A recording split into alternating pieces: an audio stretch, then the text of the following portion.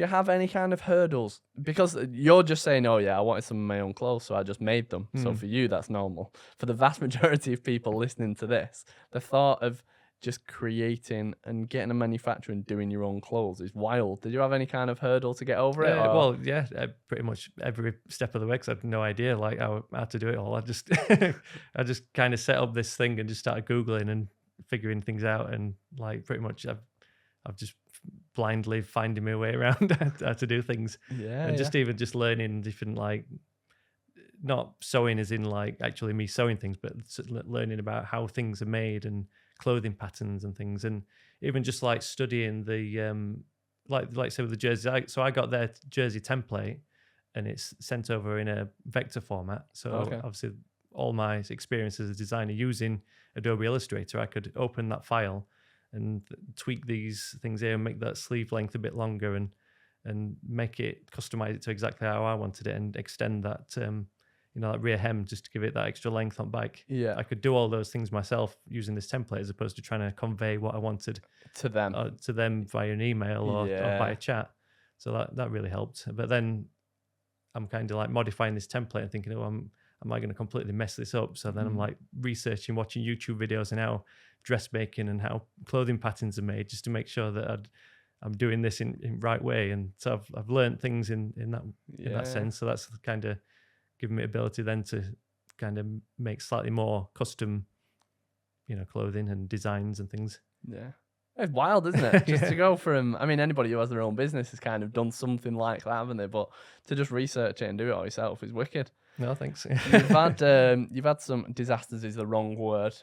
You'll know what I mean. When you've had, I know recently you had a big shipment, didn't you, getting delivered, and then that will just get dissipated. Just got delivered to Amazon. So is that right? And then you can't get it back. But it's happened before, hasn't it? Well, the big one before that was when the trousers were first launched. The shipment with UPS. Thanks, thanks for that. They just lost it.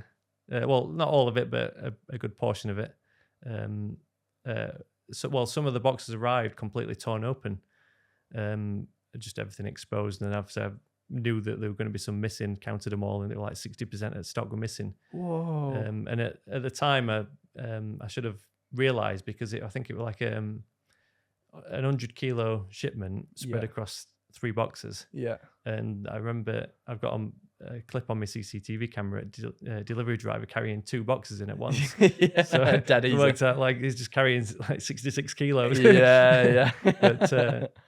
But yeah, and then UPS kind of, he trying to ring out call centers and things and trying to get through, and just nothing came about of it. But thankfully this manufacturer stepped up and replaced them. That's good. So that was like a good sign that's a trustworthy manufacturer to use. And then since then they appeared on eBay. Are you joking? Well, some of them anyway. Whoa. Because there were a few signs. I mean, obviously you think, well, maybe it's just customers who have branded. It's sold as Odyssey Activewear mountain biking trousers.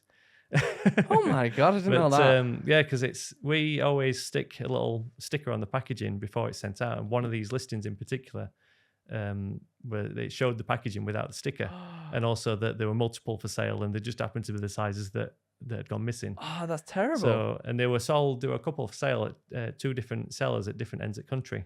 So how UPS managed to lose them, and then how they managed to get from whichever UPS depot to people who had. So what do you think happens then? Has happened? I flagged them on eBay as like stolen goods. Yeah. I don't know if they've since gone, so they've either sold or been taken down. Yeah. But they were on there for a fair while. I mean, I weren't as bothered because they've been replaced. Yeah. But they were being sold for cheaper than what we got them as cost price. Of course, I was tempted to buy them. But I didn't want to I didn't want to support it. Yeah, I didn't want. Should have messaged them. Have you got any more of these?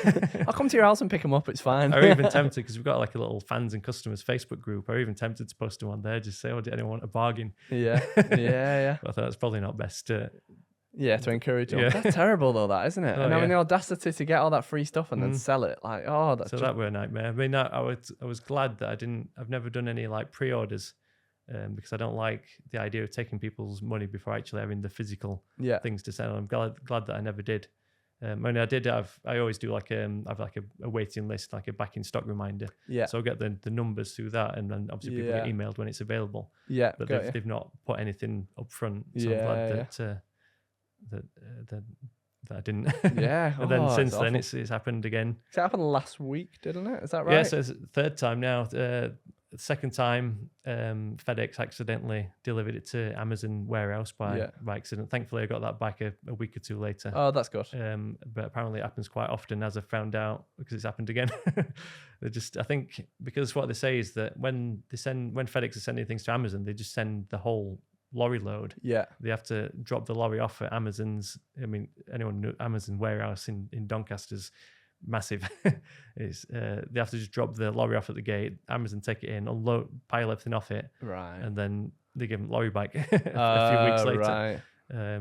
So anything that's on that lorry that's maybe shouldn't be there, right, just gets lost in the depths of Amazon's. Oh, that's awful. And then hopefully you get it back. So you get it back the second time. Hopefully you will now. What this lady at FedEx was saying is that it does happen quite often, and what they do is they pile everything onto a pallet. Yeah. And after a month or so, they send it back to them.